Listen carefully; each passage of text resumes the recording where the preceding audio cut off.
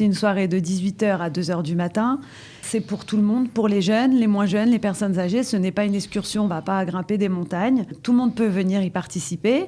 Il s'agit vraiment d'un lien ancestral parce que le retour du peuple d'Israël dans la ville de Hebron, ça ne peut pas être plus symbolique, comprendre que la nouvelle année, c'est véritablement une alliance avec nos parents, avec nos patriarches, et une alliance avec Dieu qui a décidé de nous ramener sur sa terre.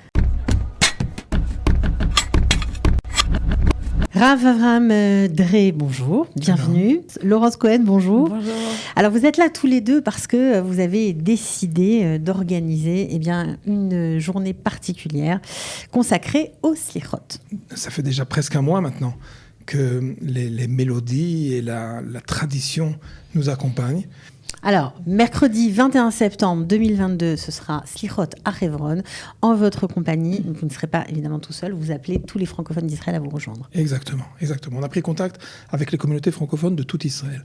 Le projet de ce défi, c'est de se retrouver tous ensemble, de Natania, de Ra'anana, de Ashdod, de Jérusalem. Ces communautés vont en fait se recueillir, également découvrir la dimension de l'époque de Hebron, de nos pères, mais également du courage des habitants qui aujourd'hui résident là-bas.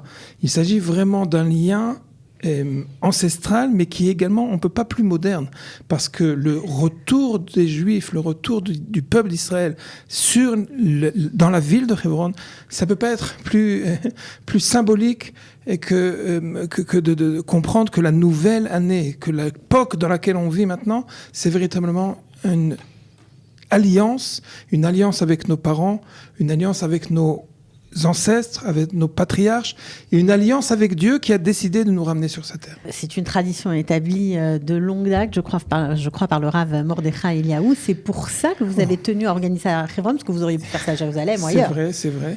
Et en effet, le Rav Mordechai Eliaou, j'étais présent de nombreuses fois, j'étais jeune, et j'étais toujours sidéré par l'importance qu'il a mis, l'importance et l'accent qu'il a donné sur celui qui consulte très rapidement, même qui se rappelle des prières de Rosh Hashanah, de Yom Kippourim, ne peut pas dissocier ses prières sans le souvenir d'Avraham, Yitzhak, Yaakov, Anenu Elohei Avraham, Fahad Yitzhak, Abir Yaakov.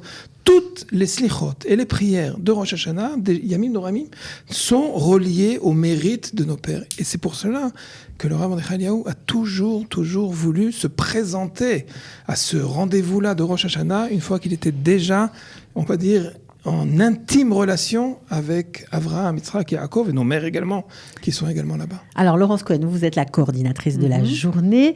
Pourquoi vous êtes associée au rabbin Avraham Dré ? On se connaît depuis de nombreuses années.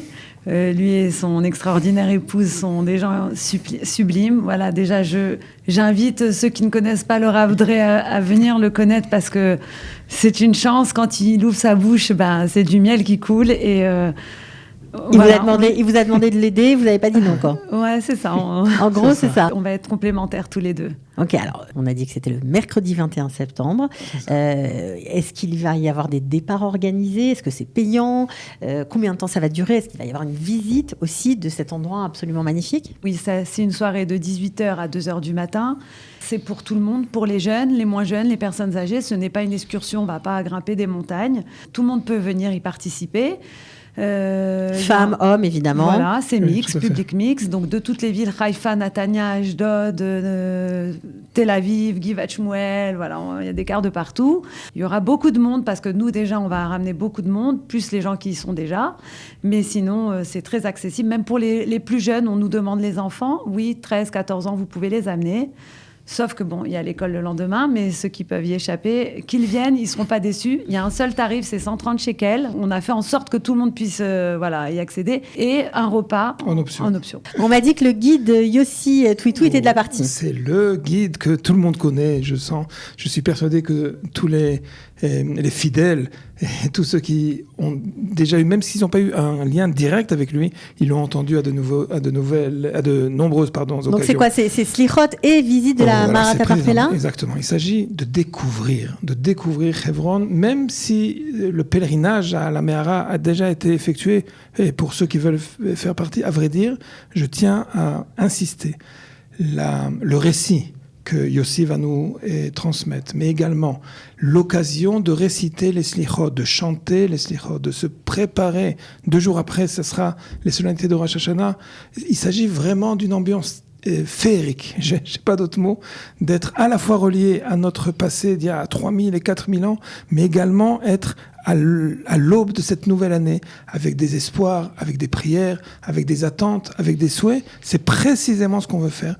Bisrout à Avot, grâce à nos pères, être capable de renouveler cette année et d'être véritablement béni par une bracha particulière. Bon, alors on va préciser que toute cette opération est aussi organisée grâce à un partenariat particulier avec la ville de Hebron, Kalita, et également le Mizrahi. Exactement. Voilà, donc bravo à eux.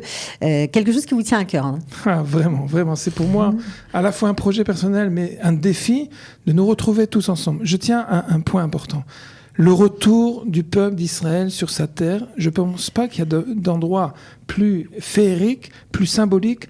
La terre d'Israël a été promise par Dieu à Abraham le premier. C'est sa première révélation qu'il a fait.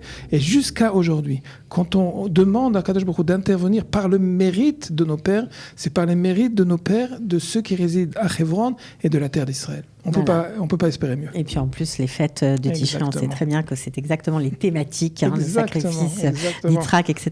Donc bon, on est obligé de venir. On est en plein dedans. On est obligé de venir, c'est ça ? Exactement, on vous attend tous. Bon, ok. Alors en tout cas, bravo pour l'organisation. Évidemment, on peut donner votre numéro de téléphone, Laurence ? Tout à fait. Alors 053 708 40 31, 053 708 40 31. Si vous avez envie de vous inscrire, n'hésitez pas.